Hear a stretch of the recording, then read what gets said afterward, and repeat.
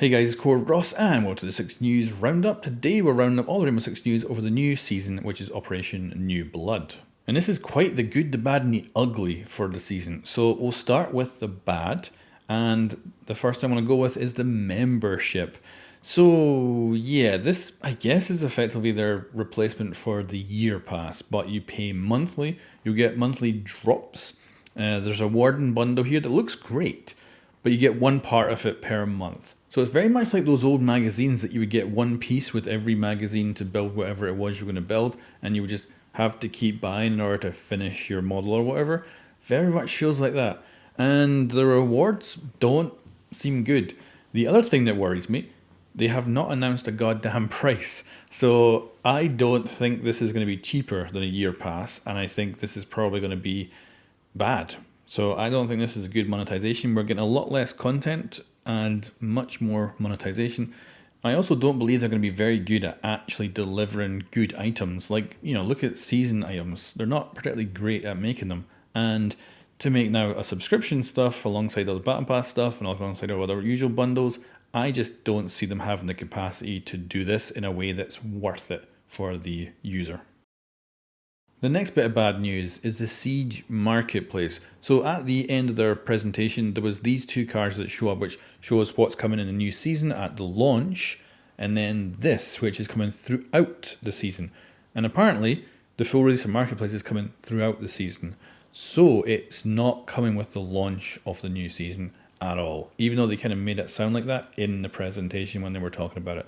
So sounds like the actual Marketplace is maybe going to hit potentially like mid-season. So although they haven't said it's delayed when talking and doing their presentation, I think this confirms that it most likely is delayed. Maybe only by a few months, but still. And then we've got the Recruit Remaster, and no, I'm very bored with this.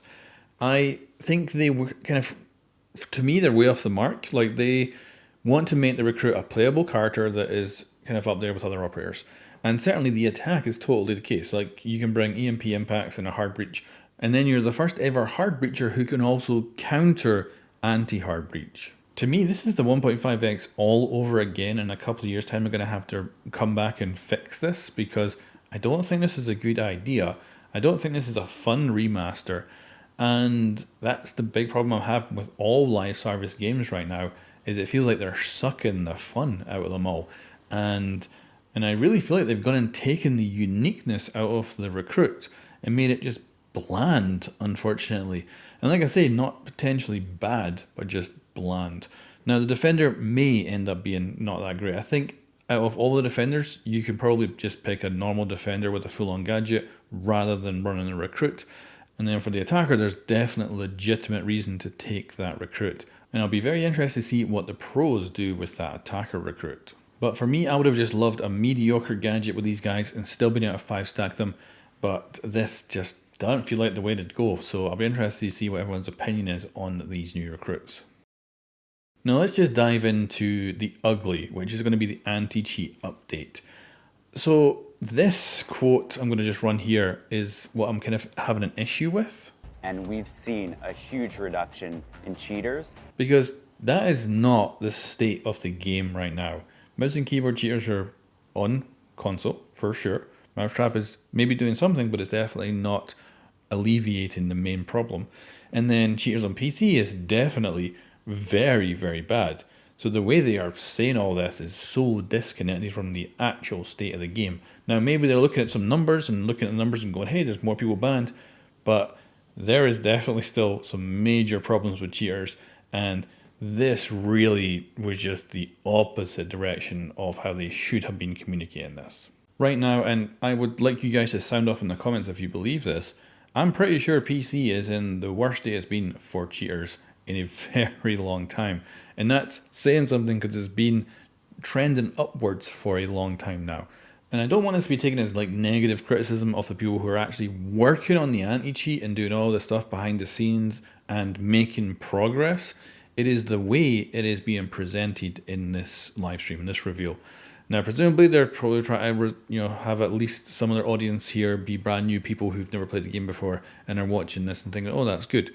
And I think it's just pissing off the entire player base by going and saying these things. Now let's move on to the good. So we got some surprises, which was a Stadium Alpha and Bravo rework. This is excellent. Stadium Alpha has not been in the game for a very long time, and I'm calling these reworks just for simplicity's sake, but they're basically tweaks. They used to use back in the day a terminology called map buffs, and this kind of feels like it fits that kind of style.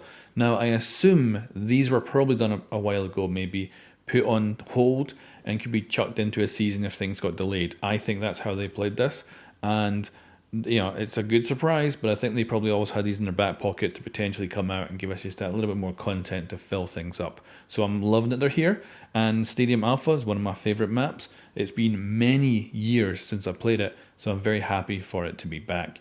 And I did play it in the early access. It's a lot of fun, and I'm going to love it when it comes to Quick Match. And then Stadium Bravo, which is already in the game and in Quick Match and stuff like that, it is going to be getting a little tweak as well. So all perfect. I'm very happy with this. I enjoy the Stadium maps. I know that they're not everyone's cup of tea, but I have been enjoying them, and yeah, very happy. Next is the return, and this will be coming up during the season, of an old game mode called Attrition. So this was funny as hell to watch in the presentation because they talked about being a really popular game mode. It was literally out for one weekend. People hated it, and it never returned. It was a very old arcade game mode back in the day, and people hated it. I think I was the only one who loved it. I actually loved this game mode. And what it is when you play an operator and you win a round with that operator, the operator then becomes banned for the rest of the game, changing up the gameplay style entirely in it with completely different combinations of operators than you would normally would. And I just found it to be extremely interesting. They have changed it. So they're going to do a random 5 ban at the start of the game. And this is probably because we have so many operators now, so that the game will again attritiate those operators down over time. Attritiate isn't even a word, but anyway. So yeah, I'm glad to have this back. I loved how they talked about it being popular.